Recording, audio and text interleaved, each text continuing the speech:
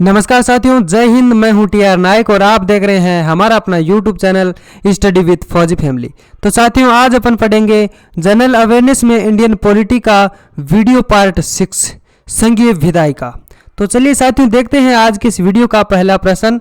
यह रहा आपकी स्क्रीन पे कि यदि कोई संसद किसी विशिष्ट उद्देश्य के लिए कोई समिति नियुक्त करे तो उसे क्या कहते हैं। साथियों, इस प्रश्न का सही जवाब आपको इन दिए गए 4 ऑप्शन में से चुन के बताना होगा। पहला ऑप्शन है स्टैंडिंग समिति, या फिर तदर्थ समिति, या संयुक्त समिति, या स्थायी समिति। तो साथियों, इस प्रश्न का राइट आंसर होगा ऑप्शन सी, संयुक्त समिति। यानी वस्तुतः जो संसदीय समितियां 2 प्रकार की होती है, एक तो स्थायी समिति और दूसरी होती है तदर्थ समिति। यानी स्थायी समितियां स्थायी प्रकृति की होती है, जो अविरलता के आधार पर कार्य करती है, जिनका गठन प्रत्येक वर्ष अथवा समय समय पर किया जाता है। और तदर्थ समिति अस्थायी प्रकार की होती है तथा जिसे उद्देश्यों से यानी जिस उद्देश्य से उसका गठन किया जाता है वह समाप्त होते ही इनका कार्यकाल भी खत्म हो जाता है। साथ साथ ये अस्तित्व विहीन हो जाती है। अगला प्रश्न है, यह आपकी स्क्रीन पे, संसद के संयुक्त सत्रों को कौन संबोधित करता है। तो साथियों, बताइए इस प्रश्न का राइट आंसर क्या होगा इन दिए गए 4 ऑप्शन में से चुनकर, कि संसद के संयुक्त सत्रों को कौन है जो कि संबोधित करता है। ऑप्शन है राष्ट्रपति, प्रधानमंत्री, राज्यसभा का चेयरमैन अध्यक्ष, या फिर लोकसभा का अध्यक्ष स्पीकर। तो साथियों, इस प्रश्न का सही जवाब होगा ऑप्शन ए, राष्ट्रपति। यानी भारतीय संविधान के अनुसार संसद राष्ट्रपति, लोकसभा व राज्यसभा से मिलकर बना है। तो साथियों, बताइए कि जो भारतीय संविधान के अनुसार संसद है, संसद राष्ट्रपति, वो लोकसभा और राज्यसभा से मिलकर बना है। और राष्ट्रपति संसद के संयुक्त सत्रों को संबोधित करता है। राष्ट्रपति लोकसभा के गठन के बाद पहले सत्र के आरंभ में तथा प्रत्येक वर्ष के पहले सत्र के आरंभ में दोनों सदनों को संयुक्त रूप से संबोधित करता है। तो साथियों, आशा करता हूं यह प्रश्न आपको समझ में आ गया होगा। अगला प्रश्न देखते हैं, भारतीय संघ में नए राज्य की स्वीकृति कौन देता है। तो साथियों, इस प्रश्न का राइट आंसर क्या होगा इन दिए गए 4 ऑप्शन में से चुनकर आपको बताना होगा। ऑप्शन है राष्ट्रपति, उच्चतम न्यायालय, या प्रधानमंत्री, संसद। तो साथियों, इस प्रश्न का सही जवाब होगा ऑप्शन डी, संसद। यानी भारतीय संघ में नए राज्य की स्वीकृति देने का अधिकार किसको है साथियों, संसद को है। और संसद अनुच्छेद 3 के अंतर्गत विधि द्वारा किसी राज्य में से उसका राज्य क्षेत्र अलग करके अथवा 2 या 2 से अधिक राज्यों के भाग को मिलाकर, या फिर राज्य क्षेत्र को किसी राज्य के भाग के साथ मिलाकर नए राज्य का निर्माण अथवा नए राज्य का क्षेत्र बढ़ा सकेगी।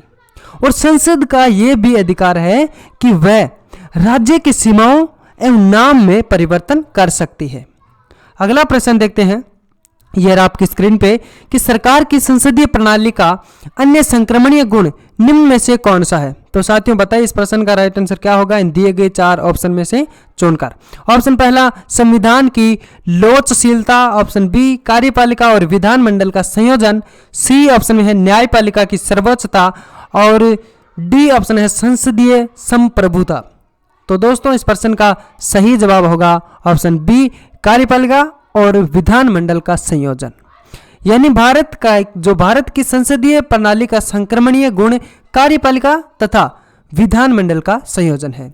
और कार्यपालिका सरकार का वह अंग है जो विधानमंडल द्वारा बनाए गए कानूनों एवं नियमों को क्रियान्वित करता है। अगला प्रश्न है साथियों, यह रहा आपकी स्क्रीन पे।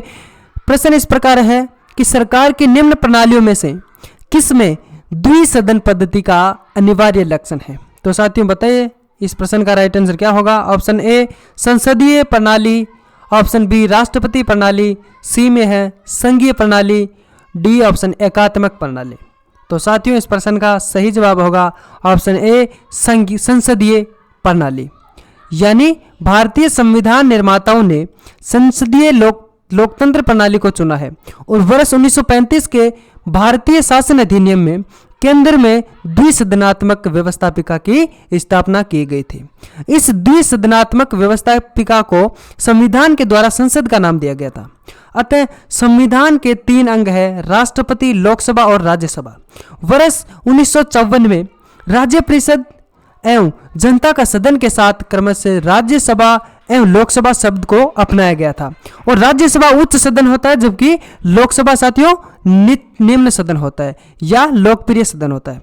और राष्ट्रपति है जो कि संसद के किसी भी सदन का सदस्य नहीं होता है और न ही वह संसद में बैठता है, लेकिन राष्ट्रपति है जो संसद का अभिन्न अंग माना जाता है, क्योंकि संसद के दोनों सदनों द्वारा पारित कोई भी विधेयक तब तक विधि नहीं बनाता है जब तक राष्ट्रपति उसे स्वीकृति नहीं दे देता है। तो साथियों, आशा करता हूं कि यह भी प्रश्न आपको समझ में आ गया होगा अच्छी तरह से। अगला प्रश्न देखते हैं। यह रहा हमारा अगला प्रश्न कि भारत में कौन सी प्रणाली है। तो साथियों बताइए इस प्रश्न का राइट आंसर क्या होगा कि भारत में कौन सी प्रणाली है। इन दिए गए 4 ऑप्शन में से चुनकर आपको राइट आंसर का चुनाव करना होगा। पहला ऑप्शन है संसदीय प्रणाली, ऑप्शन बी राष्ट्रपति शासन प्रणाली और सी ऑप्शन है अर्ध राष्ट्रपति शासन प्रणाली, लास्ट ऑप्शन है बहुव्यक्ति कार्यपालिका प्रणाली। तो दोस्तों इस प्रश्न का राइट आंसर होगा option A is the right answer, संसदीय प्रणाली। यानी लोकतांत्रिक शासन प्रणाली में 2 प्रकार की सरकारें हैं जो कि स्थापित की जा सकती है। साथियों कौन कौन सी? एक तो होती है संसदीय सरकार तथा दूसरी होती है अध्यक्षात्मक सरकार। यानी भारत में संसदीय प्रणाली है, इसमें राष्ट्रपति कार्यपालिका का औपचारिक प्रमुख होता है, जबकि वास्तविक शक्ति मंत्रिपरिषद में निहित होती है। और संसदीय प्रणाली जो कि ब्रिटेन से ली गई है और इसमें एकल नागरिकता, द्विसदनीय व्यवस्था, विधि निर्माण की प्रक्रिया आदि ब्रिटेन से ले गई है। अगला जो हमारा प्रश्न है यह रहा आपकी स्क्रीन पे कि किसने कहा था संसदीय लोकतंत्र का अर्थ है एक व्यक्ति और एक मत। तो साथियों इस प्रश्न का राइट आंसर इन दिए गए 4 ऑप्शन में से चुनकर आपको बताना होगा। पहला ऑप्शन है Jawaharlal Nehru, option B M.K. Gandhi और सी में है डॉक्टर B.R. अम्बेडकर और डी ऑप्शन है सरदार वल्लभ भाई पटेल। तो साथियों इस प्रश्न का सही जवाब होगा option C doctor Baba Saheb Bhimrao Ambedkar. यानी भारतीय संविधान निर्माता डॉक्टर बाबा साहेब भीमराव अम्बेडकर ने पश्चिमी प्रणाली के लोकतंत्र का समर्थन करते हुए कहा था कि संसदीय लोकतंत्र का आशय एक व्यक्ति और एक मत और भारत को पूरे विश्व में लोकतंत्र की बेहतर उदाहरण के रूप में माना जाता है। अगला जो हमारा प्रश्न है यह रहा आपकी स्क्रीन पे, अखिल भारतीय सेवाओं के सृजन की शक्ति किसे प्राप्त है?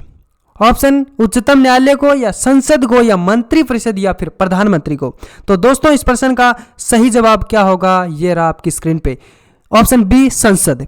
यानी भारतीय संविधान के अनुच्छेद 312 के अंतर्गत किसी भी बात के होते हुए भी यदि राज्यसभा में उपस्थित और मत देने वाले सदस्यों में से कम 2/3 सदस्यों द्वारा समर्पित संकल्प द्वारा यह घोषित किया है कि राष्ट्रीय हित में ऐसा करना आवश्यक है, तो संसद विधि द्वारा संघ व राज्यों के लिए सम्मिलित एक या फिर अधिक अखिल भारतीय सेवाओं के सृजन के लिए उपबंध कर सकेगी।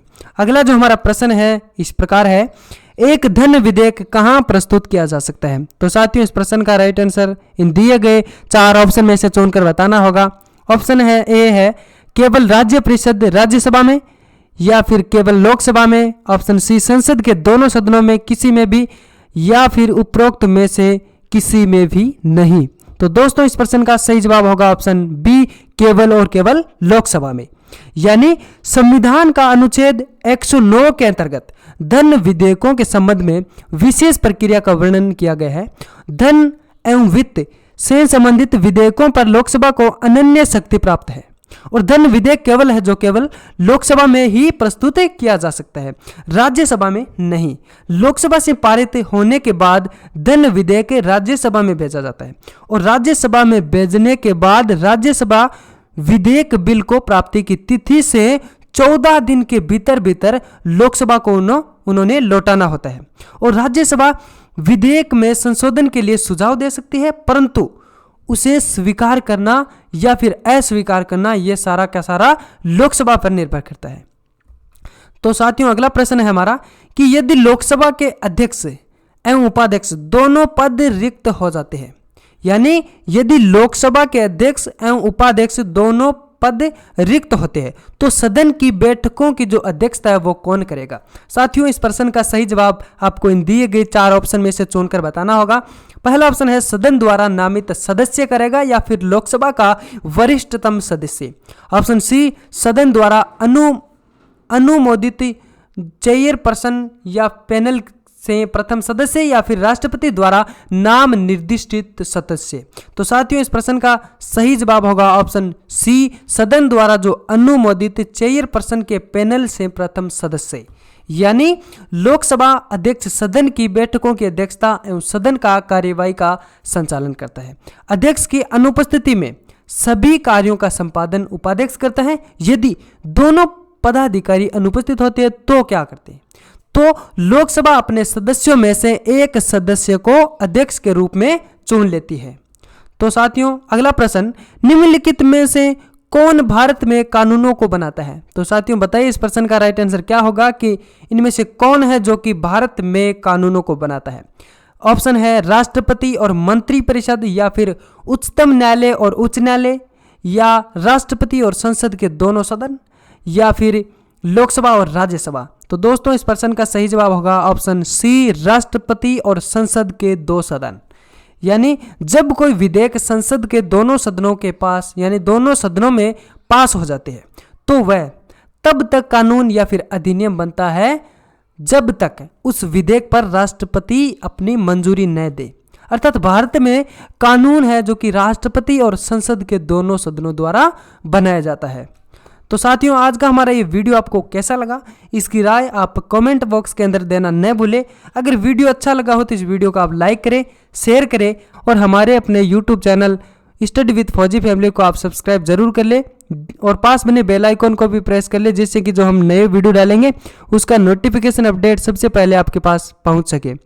और साथियों इसी वीडियो की ये पूरी PDF आप प्राप्त करने के लिए इसी वीडियो के डिस्क्रिप्शन में आपको टेलीग्राम और व्हाट्सएप ग्रुप का लिंक मिल जाएगा। वहां जाकर आप ज्वाइन करके इस वीडियो की पूरी PDF को आप प्राप्त कर सकते हैं।